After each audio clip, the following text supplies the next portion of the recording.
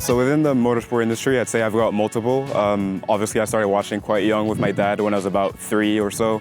So that's when Lewis obviously came into the sport and started driving and winning races and championships. So I'd say he'd be the main sort of role model in that industry. But then as I sort of continued growing and going through engineering and discovering the industry, discovering the people working within it, I've sort of gotten a bunch of new role models within the industry, engineers. I've had James obviously mentor me for a few months, which has been super helpful.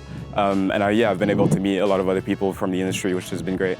Okay, so initially it was with my dad. I was watching the races on Sundays when I was younger, and then as I grew older, I went into engineering just because I liked math, physics, and obviously still had that passion for motorsports.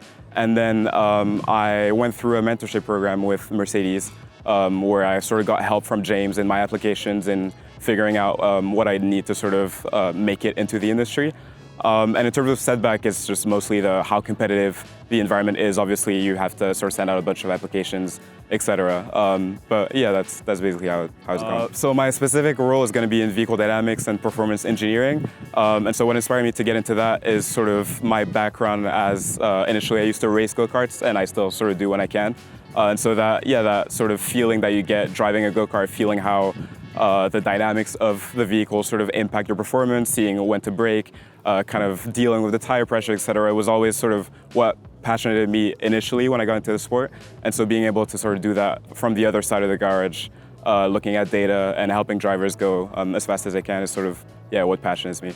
So I think generally just my motivation, my determination, sort of my rigor as well in the work I do. I always sort of try and overachieve and never sort of oversell what I think I'm capable of. And so I think I've been able to sort of achieve what I said I would and reach my expectations.